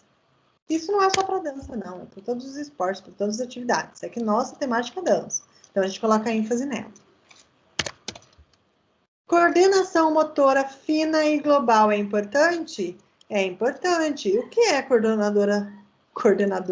O que é coordenação motora fina e o que é coordenação global? Eu nunca esqueço, gente, uma vez que eu estava ainda fazendo educação física na Unopar, de Londrina, lá por 2010, o meu filho tinha 5 anos, hoje ele tem 15, eu estava reclamando de alguma coisa aí da Unopar, alguma aula, alguma amiga, não me lembro direito. E eu fui falar para o meu filho o que estava acontecendo. Aí ele falou assim, mãe, fala com a sua coordenação motora. Mas, na verdade, ele estava querendo falar, fala com a sua coordenação. Com a sua coordenadora. Aí ele falou, fala com a sua coordenação motora. Gente, coordenação motora não é coordenadora. A coordenação motora global é aqueles movimentos que vão abranger grandes músculos, grandes grupos musculares. Então, são movimentos mais macros, mais amplos. E a coordenação motora fina, não é final não, viu, gente? É fina. Ai, que raiva quando eu tenho erro no slide. É fina. Ela vai recrutar músculos menores, com porções mais finas. Então, veja que essa atividade, olha, que ela está utilizando aqui, ó, punho, braço, antebraço, as mãozinhas, os músculos dos dedinhos com movimento de pinça, para estar encaixando aqui, né, os palitinhos nos seus orifícios aqui deste vaso, escorredor, não sei que objeto que é esse. Então, aqui a gente tem um exemplo de atividade de coordenação motora fina. E aqui, coordenação motora global, né, saltando dentro do saco. Então, abordando aqui os músculos da coxa, o quadríceps, né? Aqui a gente tem a tíbia, a fíbula, o gastrocnêmio em atividades. Então, são grandes porções musculares, né? Vamos chamar a atenção para esse elemento de flexibilidade dessa lindezura, né? Que, embora esteja trabalhando coordenação motora fina aqui, também está ficando em uma posição estática aqui, inclusive contemplando elementos da flexibilidade. Criança é isso, né? Então, a gente pode definir coordenação motora como sendo a junção de um conjunto de habilidades e de estruturas corporais. Entre os pré-requisitos para o desenvolvimento da coordenação motora, encontram-se a experiência adquirida, a informação sensorial e a capacidade intelectual, assim como a antecipação. Em geral, costumamos classificar a coordenação motora em global e fina. Então, capacidade intelectual, antecipar-se ao movimento. Na dança, o que a gente faz o tempo todo? A gente está fazendo o movimento já pensando no que vem no seguinte, e assim por diante, até acabar, né? Se você for conversar com as meninas da ginástica rítmica, o que passa na cabeça delas quando elas estão realizando só Uma série é o quê? Ah, agora eu preciso lançar a bola. Agora eu vou fazer uma rotação. Depois eu vou fazer um equilíbrio. Agora é passo de dança. É um antecipando o outro, né? A cabeça está ali a mil para que esses movimentos saiam coordenados. E isso muito envolve a questão da experiência. Quanto mais experiência adquirida, mais informação sensorial, mais capacidade de antecipação em relação aos movimentos são configurados. E aí a gente entra na coordenação motora fina e global, que são extremamente importantes para qualquer atividade, inclusive e especialmente para a dança. Percepção sinestésica. A percepção tá difícil hoje, comendo palavras de novo. A percepção sinestésica consiste na capacidade em reconhecer a localização espacial do corpo. Gente, na percepção sinestésica tem que haver toque, tá? A sua posição e orientação, a força exercida pelos músculos e a posição de cada parte do corpo em relação às demais, sem utilizar a visão, sem estar na frente do espelho, né, Ari? Sem depender dessa imagem.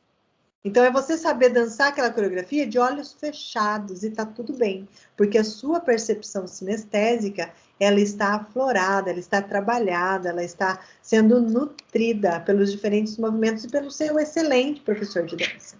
Esse tipo específico de percepção é o que nos permite a manutenção do equilíbrio postural e a realização de diversas atividades práticas. A pessoa sabe fazer tão bem, automatizou aquele movimento, conhece tão bem o seu corpo, que ela não precisa ver os outros dançar, muito diferente da professora Valquíria no seu início de carreira, né? Ela não vai precisar olhar para o outro para saber se o seu braço está estendido na mesma altura dos demais, porque a sua percepção sinestésica é bem trabalhada nas aulas de dança. Em outras palavras, é a consciência dos movimentos produzidos pelos nossos membros, ou ainda é o sentido pelo qual se tem a percepção dos membros e dos movimentos corporais. Isso é muito bonito, muito lindo. A percepção, gente, de onde eu tô tirando isso? Por que eu tô comendo as palavras? Só porque eu não jantei? A percepção sinestésica, ela é essencial. E ela precisa ser trabalhada. Então, os professores que costumam trabalhar com seus alunos na frente do espelho, pode começar a sair dessa área de conforto, porque senão os seus alunos não terão percepção sinestésica. Uma outra questão também é você estar falando para a criatura, por exemplo, ao executar um movimento, esticar o pé, e ela não estica o seu pé, porque ela não tem percepção sinestésica. E aí, durante o movimento, você toca o pé dessa pessoa, e aí ela percebe que realmente não estava esticado. E aí eu fomento também essa questão da percepção esticada, gente. Da percepção sinestésica. Eu tô terrível hoje. Ai, paciência comigo, gente. O que eu falei? Percepção esticada? Nem lembro o que eu falei. Tudo bem. Intenção, componente importante na dança. A intenção, gente, é o fazer de propósito, é o desejo intento. Ele está relacionado à vontade. Então, veja que se você tem vontade de realizar uma boa coreografia, de dançar bem, de se expressar por meio do seu corpo, se há vontade, gente, aonde há vontade, há sempre um caminho. Sempre falo isso para os meus alunos, independente do objetivo que você quer alcançar. E a intenção, no contexto da dança, ela dá origem a duas ações importantes na dança. Qual é as duas ações importantes no contexto da dança, oriundas da intenção? Pergunta de prova. Condução e indução. Então, aqui a gente tem movimentos que são realizados com intenção, temos movimentos que são realizados por condução e realizados por indução. Vamos ver como que é isso. Condução, deixa eu apagar. Condução. A condução é propor que o corpo do outro se movimente para uma direção determinada em um movimento específico. Então, a gente já aprendeu que antes de começar a dança, tanto o homem quanto a mulher, eles vão combinar ali entre si aonde estará a transferência do peso. E o homem, com um movimento muito leve para a direita ou para a esquerda, vai fazer, então, com que a sua dama, vai conduzir a sua dama a então ter essa transferência de peso para o mesmo lado que ele.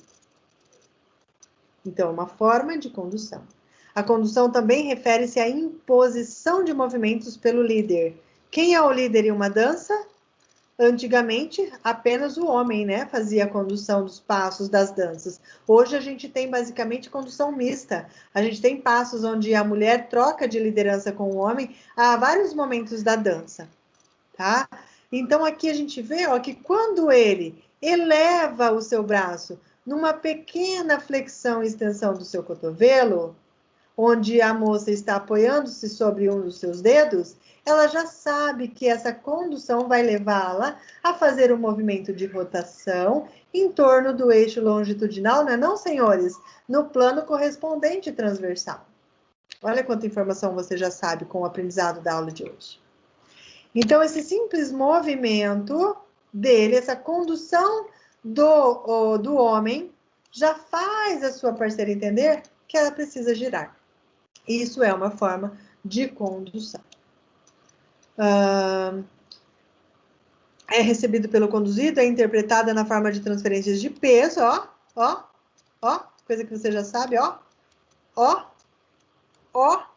entre os membros inferiores, direito e esquerdo, geralmente, né? Mas aqui os braços, os membros superiores também. Se não fazem pergunta, eu vou seguindo. Indução. Indução, diferentemente da condução, o líder, seja ele homem, seja mulher, induz o parceiro a realizar um movimento com o movimento do próprio corpo. Tá? Então, ele induz, ele não está conduzindo aqui. Eles não estão juntos, eles não estão de mão dadas aqui. Um está fazendo um passo e, por indução, o seu companheiro ou a sua companheira vai realizar um movimento induzido pelo movimento que está sendo realizado pelo líder naquele momento.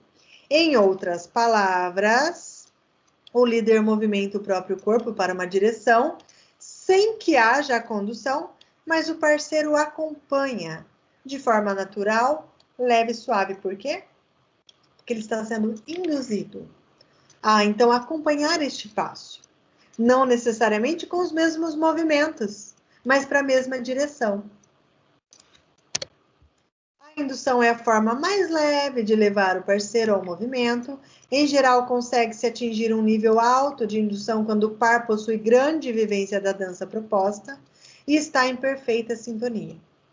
A indução trabalha principalmente a ausência de força, porque não há toque, né, aqui, estando diretamente ligada ao estabelecimento da condição para o parceiro executar o movimento.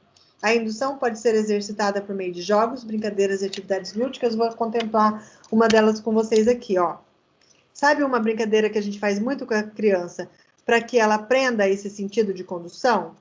Então, por exemplo, se eu vou de espelho uma para outra, tá? Uma criança de frente para outra. Então, uma vai ser o líder.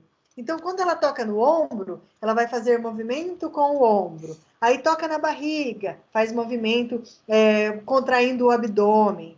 Toca no quadril, faz um movimento para o lado com o quadril. Toca no joelho, aí ela vai fazendo passos de acordo com esse toque, tá? E a indução é a mesma brincadeira, só que sem toque.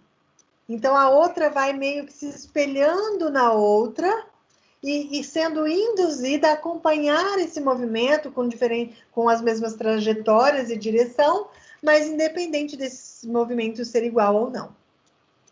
Ok? Ok. Atividades lúdicas. Muito bem-vindas. Na infância, na adolescência, no adulto, no jovem e no idoso. Sincronismo.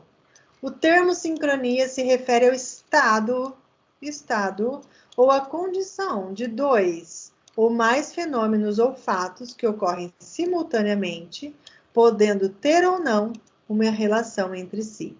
Vamos ver um vídeo para a gente entender um pouco mais sobre isso.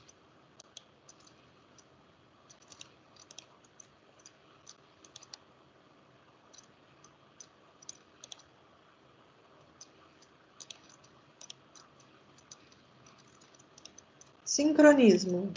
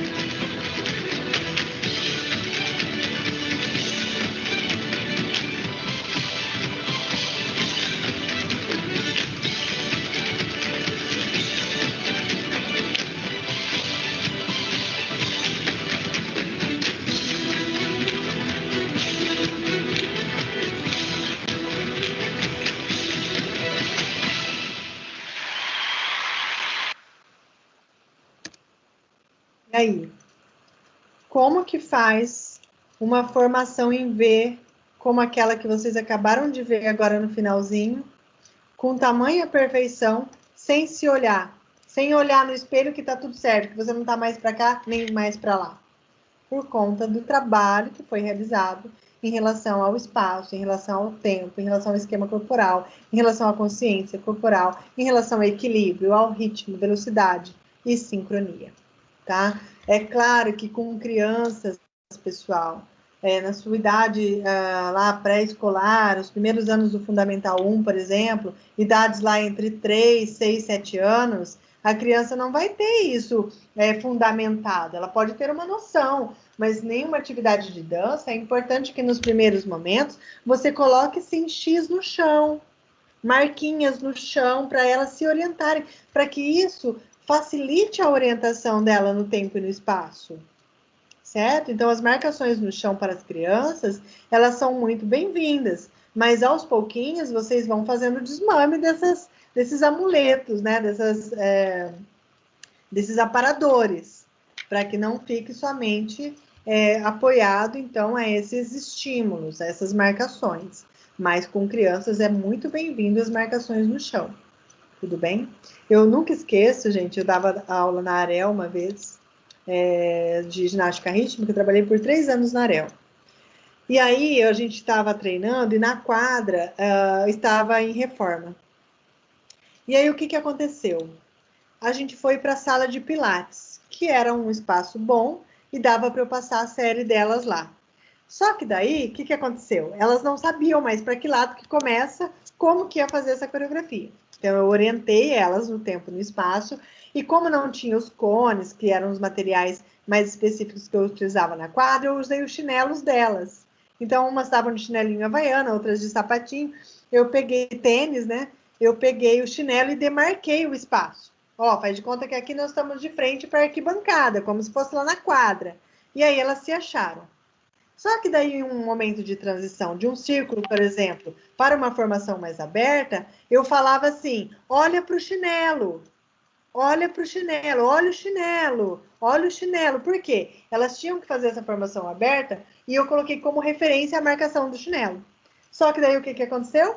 Uma mãe passou na frente da sala de Pilates, na qual eu estava dando treino, e ouviu a professora Valquíria falando, olha o chinelo.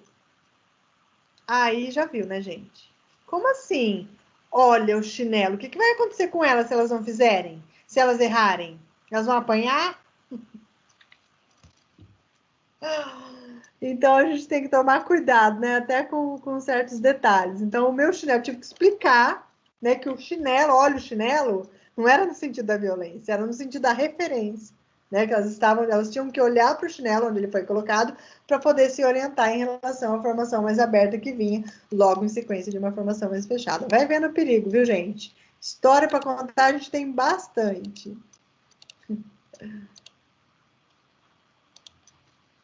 Vamos voltar lá, então. Vimos aqui sobre sincronia. E aí, para a gente encerrar, pessoal, toda esta unidade, todos esses conhecimentos, a gente trouxe aqui o conceito, então, propriamente da dança, né? Dançar é uma complexa atividade sensório-motora, devido a todos os aspectos que foram estudados hoje, que envolve o quê? Integração e o desenvolvimento de um conjunto de habilidades, tais como ritmo, padrão espacial, sincronia, equilíbrio e coordenação. A atividade explora as várias possibilidades articulares, né, nos seus diferentes planos, seus diferentes eixos, que agora vocês são especialistas em planos e eixos, nos diferentes níveis, formas, direção, acompanhando o ritmo musical. Os dançarinos devem perceber o espaço disponível, os planos do movimento e interagir adequadamente com os demais dançarinos ou elementos cênicos que compõem o mesmo ambiente. E assim a gente finaliza a unidade 2 da atividade rítmica e dança. Certo, minha gente? Dúvidas? De boas. De boas? Então é o seguinte, gente. Qual o nosso conteúdo de avaliação oficial 1? Unidade 1 do livro didático e unidade 2. Eu vou disponibilizar para vocês, eu acho que já está até no AVA essas aulas, aula 1, 2, 3, 4 e 5 já estão no AVA, acho que só essa última aqui não, mas terminando aqui eu já vou postar. Veja, os conteúdos da prova já estão no AVA, com exceção dessa aula que eu vou postar agora no final. Outra coisa, a prova estará disponível no encontro 1, sessão 1, aula. Então, semana que vem, no horário da nossa aula, você vai acessar lá a partir das 7 horas, você vai acessar o seu AVA. A unidade 1, sessão 1, vai estar escrito lá, prova oficial 1, professora Valquíria. Você vai clicar nesse link e vai realizar a prova em forma de questionário, vai ter questões abertas, vai ter questões fechadas em relação à unidade 1 e à unidade 2. Tudo bem? Estarei on. Tranquilo. A professora estará on na data da prova para solucionar dúvidas em relação ao AVA, não em relação ao conteúdo. Então, se tiver dúvida, já pergunta já, em relação ao conteúdo.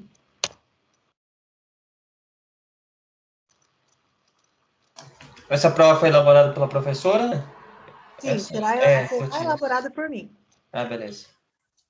Tá? Então, tudo que nós contextualizamos na unidade 1 em relação ao ritmo, às notas musicais, à musicalidade, ao mapa musical, todos esses contextos primeiramente explorados vão cair e a aula de hoje também. Gente, não é difícil, né? É fácil, é um conteúdo gostoso de estudar, mas tem que estudar, né? Porque se você achar que sabe e não sabe, na hora da prova vai se dar mal, e eu não quero que ninguém de vocês se dê mal aqui, eu quero todos junto comigo no segundo semestre, sem ficar pendurado em trabalho, sem ficar pendurado em prova. Se alguém tem algum trabalho pendente aí que porventura não entregou, até o máximo amanhã eu consigo receber para que você não fique sem essa pontuação. Porque os 1000 pontos relacionados às atividades formativas já foram lançados no AVA. Veja lá se você está devendo alguma atividade e entre em contato comigo urgentemente, para que você não fique fora dessa pontuação. Segura na minha mão, filho, não larga. É todo mundo junto, não vai ficar ninguém para trás no que depender de mim. A conclusão das atividades do AVA ali, né? Naquelas atividades do AVA, estava valendo alguma nota ou não, professora? Também já estão pontuadas. Se eu fizer tudo hoje, a professora me dá ponto?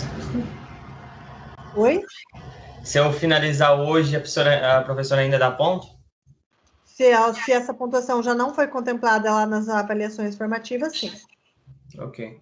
Tá? Então, termine, independente da pontuação, termine a unidade 1 e 2, porque vocês já vão estar estudando para a prova também. Eu penso bem exatamente isso. Exatamente. Certo, gente? Mais alguma dúvida? Ô, professora. Oi. Semana passada a professora passou um trabalho e eu não consegui assistir a aula. Mandei uma mensagem para você no seu WhatsApp, eu acho que você não viu. Eu estava viajando a trabalho. Realize esse trabalho e me encaminhe. Tá, ok. Depois No tem como máximo, você me passar qual trabalho que foi? Está no link da aula lá no AVA. Na aula anterior, ela foi gravada a aula.